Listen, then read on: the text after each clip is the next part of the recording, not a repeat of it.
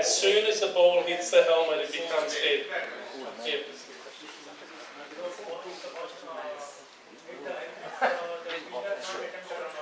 No, because the ball's dead. Yeah. And look, sometimes you might see 2 or 3 helmets lined up one after the other. It's not 10 runs, 15 runs. Sorry. Was that on the exam? No, it was on a previous one. As soon as the ball hits the helmet, could be any helmet, the ball is dead. Right. That has come up before in previous years. It's been 5 runs. Is it 5 runs, 10 runs, 15 runs? Believe it or not, I've actually got a video of it somewhere. Yeah. Letting 3 goals. The 6 runs. I'd probably signal the 5, but I'd probably also make a hand signal to, and write down and go off and check.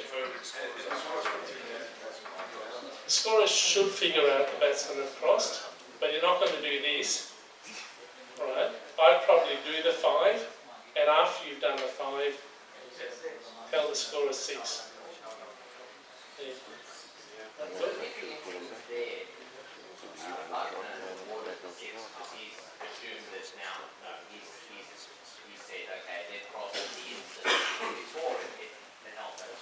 It's only 25 days, mate. If he didn't hit the helmet. If that say he called dead ball and the batsman have crossed but they've confused that run, what should the umpire do then? So you're saying the ball has still hit the So helmet? the ball's hit the helmet, but they did cross but they've run that run. He'd return them back. Yeah.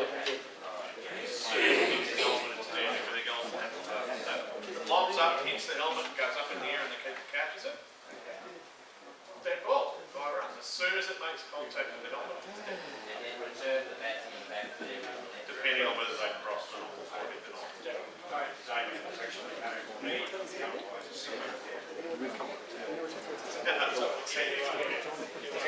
It's automatically dead. Just giving away examples. Did we get that? Did you hear that? Everyone heard that? There's no need for the ball, for the umpire to signal dead ball there because the ball automatically becomes dead. But No, that is. Protective helmets belonging to the fielding side. Protective helmets, when not in use by fielders, may not be placed on the ground above the surface except behind the wicketkeeper and in line with both sets of stumps. If the ball while in play strikes the helmet placed as described, the ball becomes dead and subject to 3-3.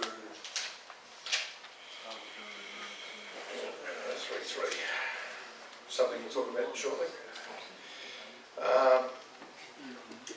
An award of 5 penalty runs is made to the batting side, and any runs completed by the batsman before the ball strikes the protective helmet shall be scored together with the run in progress if the batsman had already crossed at the instant the ball striking the helmet. So it's, as we've just been discussing, hadn't they crossed, counts if they've crossed. And this law also says that the helmet can't be anywhere else other than behind the keeper. You can't put it behind third slip, you can't put it behind the bowler. Has to be behind the keeper if it's above the surface.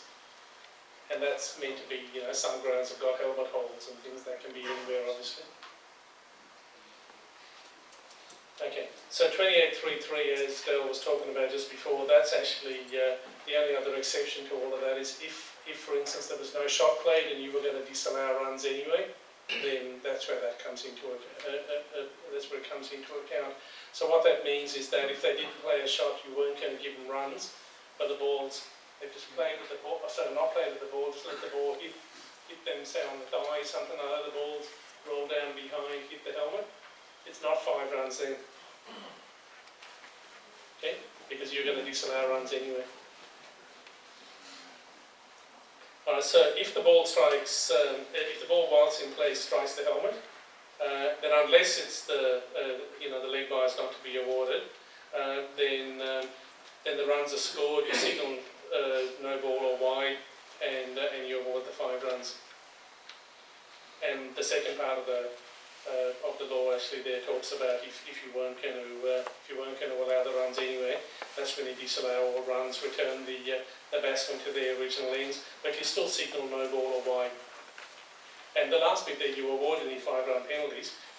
That is only, again, that doesn't mean you automatically award the 5-run penalty, but if they happen to be a 5-run penalty for any other reason, then you would still allow those penalty runs.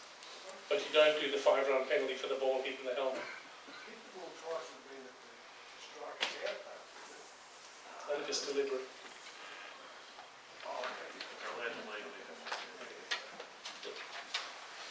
All right, next. Okay, no, sorry.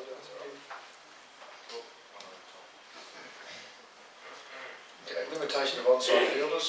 The instant the bowler's delivery, there should be not more than 2 fielders other than the wicketkeeper behind the popping crease on the onside. The fielder will be considered to be behind the popping crease unless the whole of his or her person, whether grounded or in the air, is in front of the line. So for argument's sake, if this was the line here, so this edge here was the line, I can't be like that. I'm still over the line. I'm still behind square. In the event of any infringement of this law, the strikers and umpire shall call and signal no ball. Ignore the number of fielders on the leg side overall. It's generally a playing conditions, not laws of cricket. Fielders not to encroach on the pitch.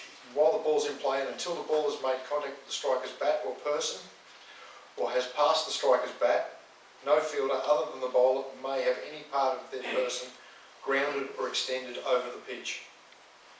In the event of an infringement of this law by any fielder other than the wicketkeeper, the bowler's end umpire shall call and signal no ball as soon as possible after the delivery, and just be aware of where the keeper is as well. Now again, a bit of fieldcraft on this, and there'll probably be some that disagree. If you think a fielder's close, or actually depending on how the pitch is cut, sometimes you haven't got the extra, the extra 6 inches, or what is it, 8 inches actually. The pitch might be cut to the return crease, so 8'8". You may want to just remind the fielder that the pitch is 10 foot wide, and they'll have no idea what you're talking about. You can ask Russ Turner to ask them, how wide's the pitch. Alright, so look, if they say, yeah, so, you may want to explain, you may not, up to you. I would. Oh, I would have, not anymore.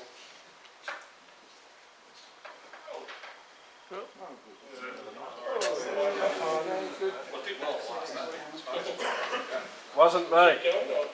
One job wrong.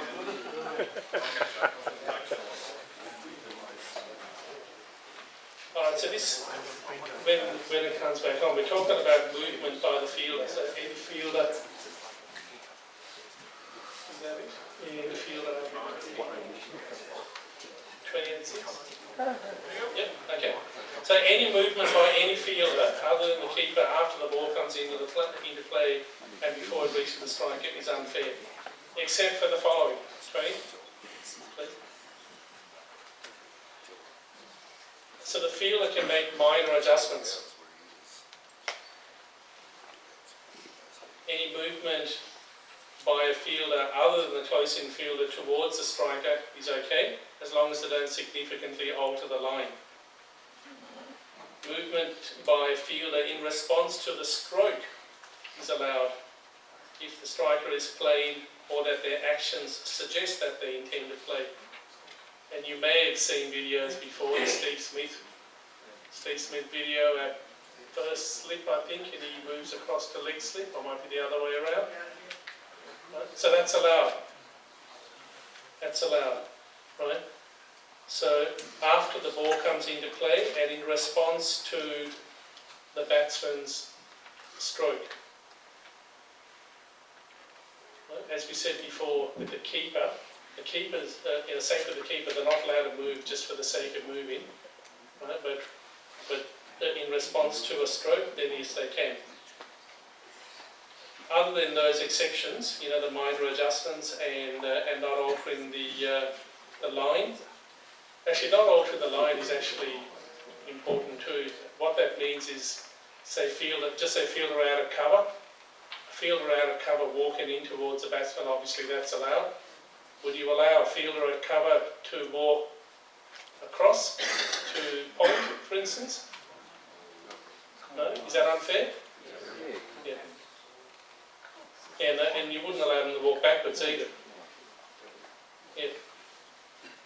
All right. So actually any such event is unfair, and the umpire shall call and signal dead ball.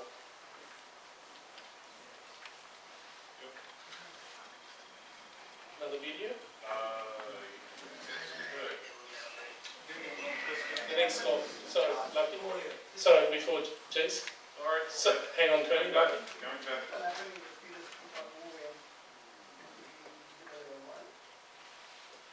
I wouldn't. So if the fielders keep on moving,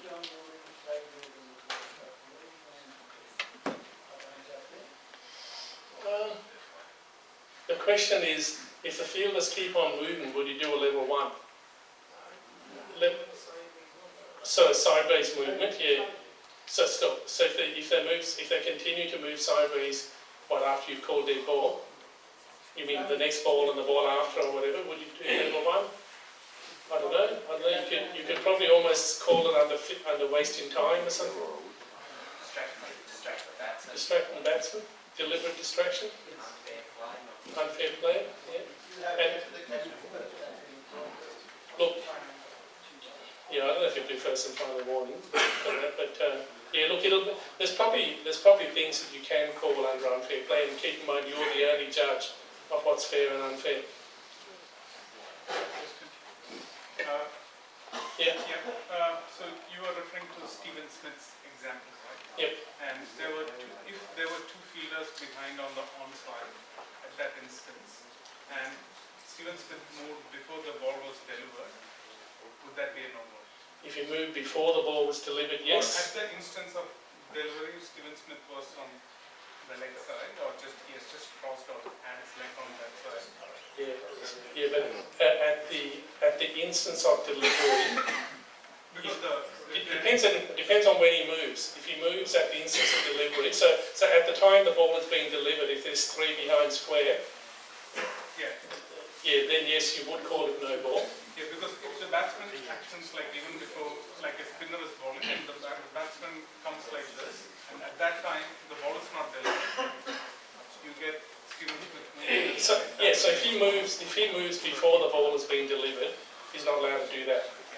But if the ball is being delivered, the batsman shapes up, he moves then he's allowed.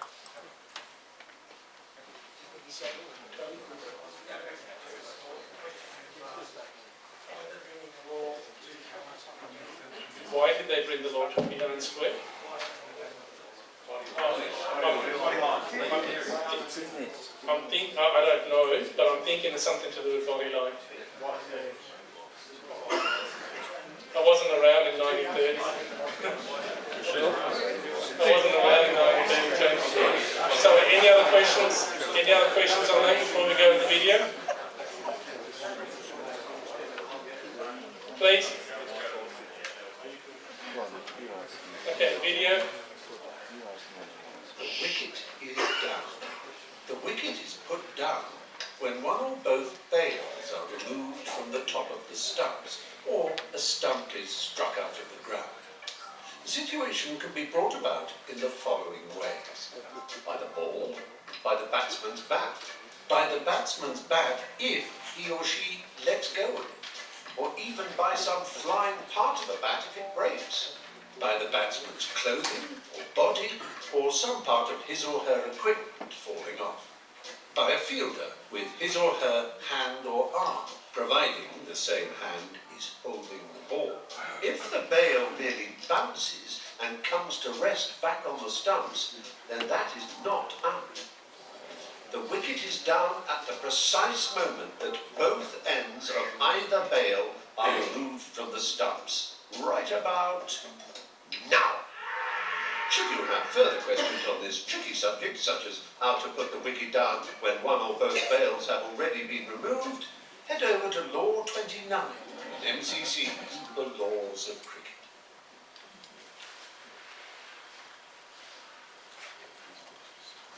Okay.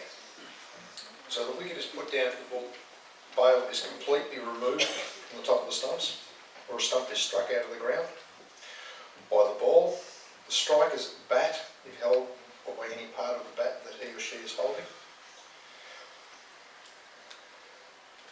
For the purpose of this law, it's for the striker's bat not in hand, or any part of the bat which becomes detached by the striker's person or part thereof, or their clothing or equipment, by a fielder with his or her arm, provided the ball is held in the hand or hands so used. The wicket is also put down if a fielder strikes or pulls a stump out of the ground. And the disturbance of a bail, whether temporary or not, shall not constitute its complete removal from the top of the stumps. But if a bail is in falling lodges between two of the stumps, this shall be regarded as complete removal. So with respect to 29.115, the fielder and someone's holding the ball with his hand or arm, and the arm is from the shoulder to the elbow. Makes no mention there of the forearm. What is the working definition that you use? Is it from the elbow down? Is it from the shoulder down? On your doc. We're only going by our definitions, or our knowledge of anatomy, not the medical side of it. Yes, so what is it according to? Well, I would look at it as being anywhere of the part of the arm, being literally from there down, Okay. is the way I would see it myself. As for that then, if, for example, the fielder catches the ball on a bounce and it literally falls on the stumps, they're probably hitting the stumps with his elbow or upper arm, and the ball is the right hand, then technically the batsman's out of his out of the ground. Yes. So, lying on the ground. Next page. Bring mate. What are you It's on doing? its way. Oh, mate. That's good, yeah, we need to. Just waking it up. This is I know. in a modern day I'm cricket, crooked. BBL or when a third umpire does the run out, more often than not, he gives it out and the lights come on. Is that different playing conditions there? BBL, Playing again, conditions. is playing conditions, yes. And I'm not sure what the guys there, what your definition is, whether it's when the light's on or whether you see the bails off or whether they're both the same. But it's not, so, when the lights are on? Yeah. So that's probably the way it's defined. So, but In the for our playing purposes, conditions, in the playing conditions, it specifically says when the lights are on, it's deemed to be removed from the top, completely removed. So it is a playing condition when you have zinger bails. So when you have normal bails, then the normal applies. So ignore the. Ignore those. Understand that if we see the bail fall back on, then we will disregard it. so other than the 4 or 5 here that umpire with, or maybe 6 or 7 that umpire here with zinger bails, for all the rest of us, it's bail removed, when you see the bail removed. So forget about zinger bails and BBL and WBBL and things like that. That's not playing conditions. So that's playing conditions, not laws of cricket. Yeah, zinger bails are designed to light up when they're removed, but nothing to do with laws of cricket. Okay, the wicket is down. So if one bails off, it should be it'll be sufficient for the purpose of putting the wicket down to remove just the other one. You don't have to hit both of them out. Sorry, Jeff. Purely because the audience are probably interested, they do actually comply with the laws. If only half of it comes off, they won't light up. Won't light up. So both have to both ends have to come off. Both spigots have to. So if you actually stand there and you hold a zinger bail up like that, and the other spigot stays on top of the stumps, they won't light up. So Okay. they do comply. Okay. That's just So everybody. everyone heard that? Yeah. So what Jeff was saying, that zinger bails are designed to comply with the laws, in that if you lift both ends up, right, then it lights up. But if you lift just one end up with the other end still touching, then it won't light up. So if the bails are like that, then that doesn't constitute complete removal, and that's exactly the way zinger bails work. And the thing about it is, we might Good segue, coming up. Yeah, Coming up. thank you, I'm sorry. Yeah, no, that's all right. That's all right. So firstly, if one bail is off, then all they need to do is just remove that one bail. No, that reads like to get any of the three stumps, you don't have to remove the other bar. Either works. Sorry, but yeah, I'm coming to that. No, you said you go for 29.2, all you got to do is remove the other bail. No, that reads like you've got to hit any of the three stumps, you don't have to remove the remaining bail. You can hit. You pull out any of the three stumps. Sorry, but Damien said you can remove the other bail. But But if you one bail's already been sliced and one's there, you can still hit the stump that doesn't have a bail on it and it still It counts. says, As long as it knocks it out of the ground. yeah, there's an or in there. There's an or in there, or to strike or pull any of the three stumps out of the ground. You strike it. Out of the ground. Smash the stump Out of the ground. Or Yeah. you do the So the stump without the bail, you can't just knock it, you've got to strike it out of the ground. Or you can just remove the other bail. Right? And for the purpose of remaking the wicket, obviously you as the umpire won't remake the wicket until the ball is dead. Right? But what the player can do is the player can replace the bail or bails, and if all three stumps are out of the ground, they can put a stump, one stump. They can put any stump back in the hole that the stump was there in its normal position. They can't just take it and put it out in the green grass where they're standing and then knock it out. They've got to put it back in the hole that it would normally be expected to be, and then knock it out.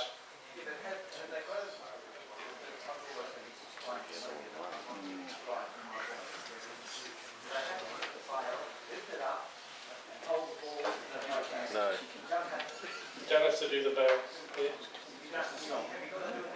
They can remove the stump. They can do that and remove the stump. That's out. Catch. So they can grab the ball. I won't touch this, but they can. Courts next week. They can do the stump, ball. They can do that. But they can also leave it in the ground. Leave the bail, leave the stump in the ground and do it and hit it that way. No. In the hole it was in. It has to be if it's got a bail, they can just knock the bail off. Yeah, But if there's no bail, no bail. and assuming we're actually playing with bails, so if the bails are being knocked off, there is just say there is one stump standing, they have to take that stump out of the ground. Now they can bash it until it comes out. They probably won't for the purposes of time. They'll probably just grab it and lift it up. That's clear. Yeah, but they can hit it out of the ground as well if they want to, as long as the stump comes out. But they can't pull the stump out and then hit the ball and go. They can't do this. Have to have the ball against the stump. Take it out coming out of the ground. I see, well, that, okay, I know it now. You've got to be on the ground first and everything. Just to clarify a bit of wording too, if I can. If the bails have been disturbed and a fielder picks up the ball and throws at the stumps and knocks the stump out of the ground, they're still out. That's okay. That's okay. Thank you. Okay.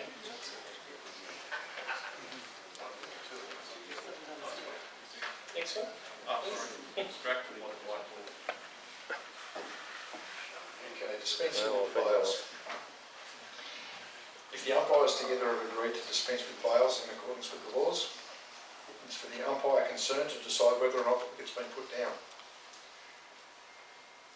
And after you've decided to play without bails, the wicket's put down. If the umpire concerned is satisfied that the wicket has been struck by the ball, the striker's bat, person, clothing, equipment, etc.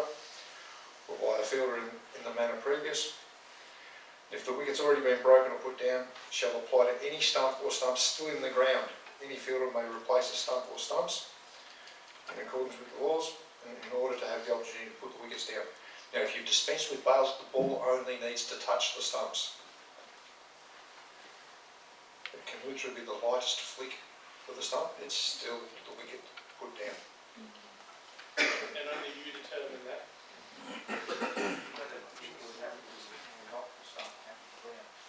No. Now, this is the difference. So if you're playing with bails, One then at you've that got at an least, off, I wouldn't even know. and you don't knock the stump out. No, no bail. It's extremely windy, you decided to not play with Craig bails, all you've got is a stump, the ball just touches it, right, that's out. If you think the ball has struck the stump, then yes, it's out. I would suggest though that if you're thinking of playing with bail, if you're thinking of playing without bails, then don't. Or if you do play with bails for a little while, replace them as soon as you can. Even if it does mean you've got to walk up from square leg a couple of times. Is the batsman out when so he hits the ball and then runs to the other side, but then powers through the non-striker stumps? How would they be So that's cheating as well, so it becomes part of the fielding side of the getting out. Well, you determine what's fair and unfair, but I wouldn't think that that's out. That's definitely not out, hitting the stumps.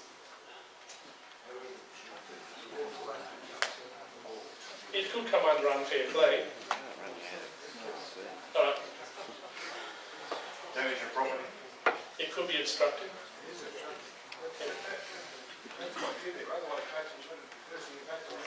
Yeah. Just smash the stumps. Yeah. Yeah. Alright, another video? Good news. Okay.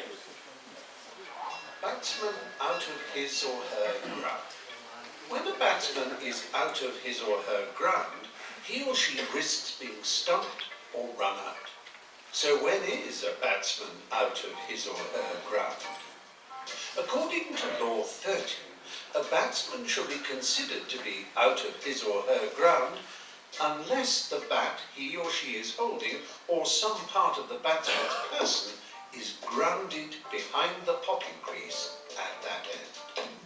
Here, for example, the bat is on the crease marking, but not behind it, which means the batsman is most definitely out. But will the batsman be out now? Both the bat and the batsman are over the line, but neither the bat nor any part of the batsman's person is grounded, i.e. in contact with the ground. So, yes, that's out again. This being cricket, there was an exception to this part of the law. If a batsman, who must be running or diving, has already made his or her ground, either with the bat or any part of the body, but subsequently loses contact with the ground while continuing his or her forward momentum as the wicket is put down, he or she will be not out. Next question, and this can be a bit of a headache, what constitutes each batsman's ground? Well, when one batsman is in a ground, i.e. grounded behind a popping crease, then the ground at the other end belongs to the other batsman. If neither is in his or her ground, for example when they are both running between wickets or even stationary, each ground belongs to the batsman who is nearest to it. If both batsmen are level, then where they were before drawing level is the deciding factor. Of course, this being cricket, there are further delightful complications, such as two batsmen in the same ground, or three when you have a striker with a runner. But never fear, all mental anguish will clear with a little quiet meditation and reference to Law 30 in the Blue Book. Four at the one side, you've got two batsmen with two runners. Okay. Don't So, start that. so unless the bat is grounded behind the popping crease, the batter is out. Right? We all know that. Straightforward. Okay, that's it. Simple.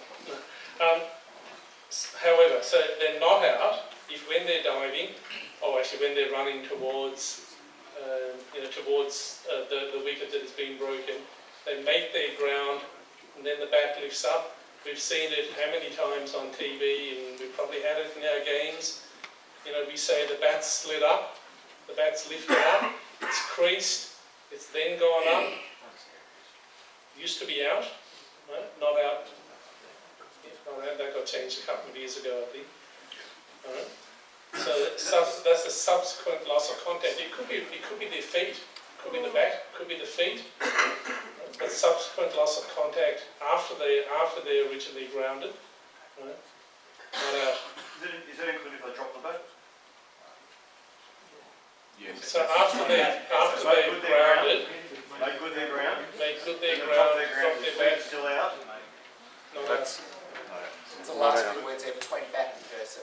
Right.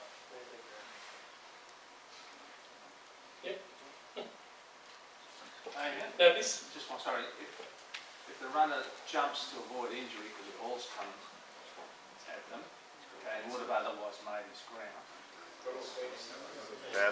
if he was in the ground first and then jumped out of the way, He was going to be in the ground and the ball's coming and he jumped to avoid it. Bad luck. Bad luck for him. bad luck is out. There used to be a video in previous years. I think Alistair Cook was on that. But look, if he has made his ground and then jumps out of the way, not out. But if he hasn't made his ground and if he sees the ball coming in, he hesitates for a second, he's out. Unfortunate. Now this 30.1.2, there's just been, sorry Jay, let's leave it without going back. There was just a slight change in the laws. There was just a couple of words that were removed at the end of the law. The previous words actually said that provided the batsman had continued movement in the same direction. That's now been removed because that was already referenced earlier on in the law. So which is a batsman's ground? If only one batsman is within the ground, then that ground belongs to them, even if they are later joined by their partner. If both batsmen are in the same ground and one of them subsequently leaves it, the ground belongs to the batsman who remains. If there's no batsman in either ground, then each ground belongs to whichever batsman is nearer to it. Or if the batsmen are level, to whichever batsman was nearer to it immediately prior to drawing level. So there needs to be clear space between the two batters if they're on crossing. If the ground belongs to one batsman, then unless there's a striker who has a runner, the other ground belongs to the other batsman, irrespective of his or her position. When a batsman who has a runner is striker, his or her ground is always the wicketkeeper's end. However, most of Law 30 applies still, as far as which end is which between the runner and the non-striker. So that ground will also belong to either non-striker or runner, depending on which end they happen to be towards.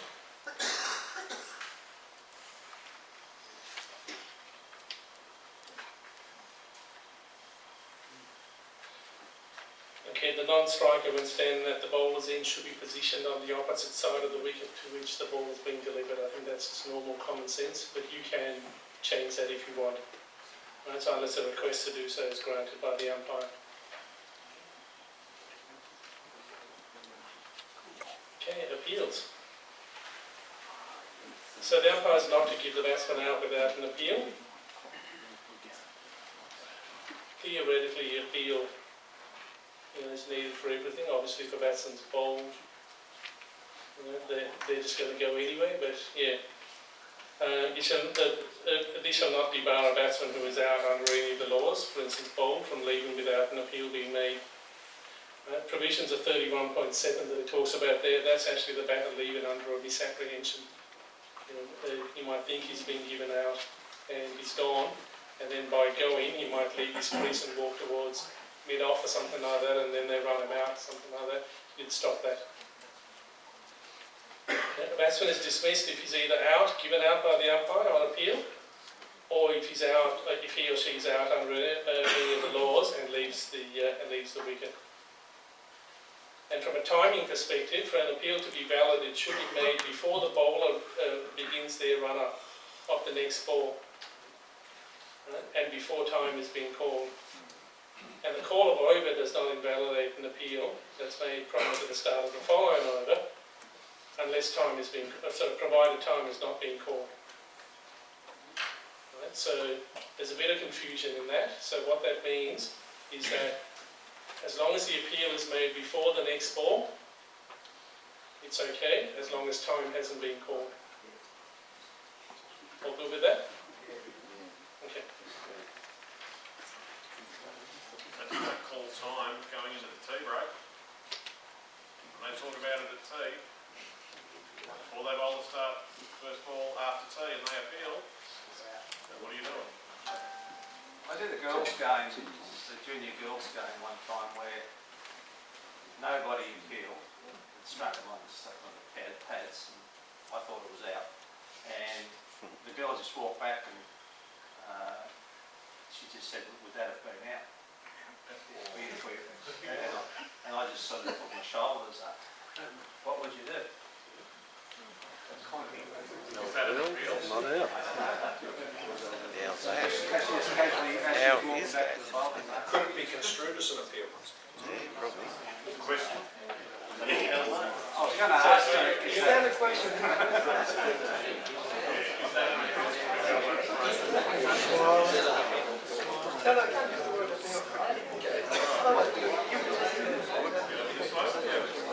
So an appeal, how's that covers all ways of being out? Obviously there are several variations of how's that. So, the strikers end umpire shall answer all appeals arising out of any of laws 35. So hit wicket, stumped and run out when it occurs at the wicket-keeper's end. The bowler's end umpire shall answer all other appeals. And when an appeal is made, each umpire shall answer on the matter that falls within their jurisdiction. When a batsman has been given not out, either umpire may answer an appeal made in accordance if it's on a further matter and within their jurisdiction. Consultation, each umpire shall answer appeals on matters within their jurisdictions. And if an umpire is doubtful about any point that the other umpire may have been in a better position to see, then they shall consult with the latter on this point and then give a decision. If after consultation there's still doubt remaining, the decision shall be not out.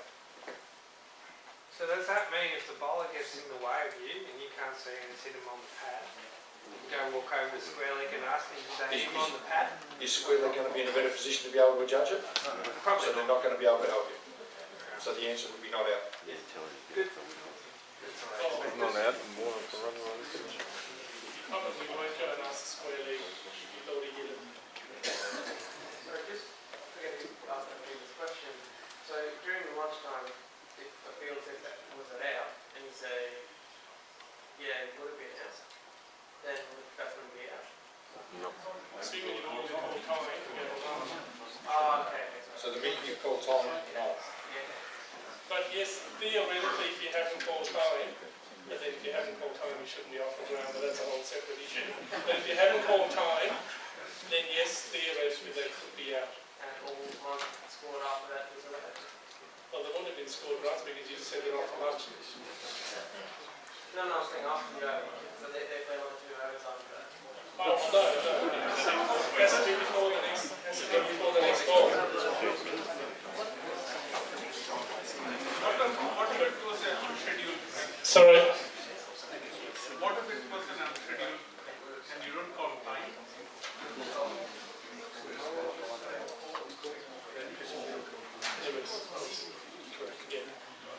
So the point that Trevor's making here is actually where it talks about consult the latter on a point of fact, we should really call and signal dead ball first before you leave your position. Right? That's certainly match management. Yeah. Yeah, you shouldn't just walk away. Okay, so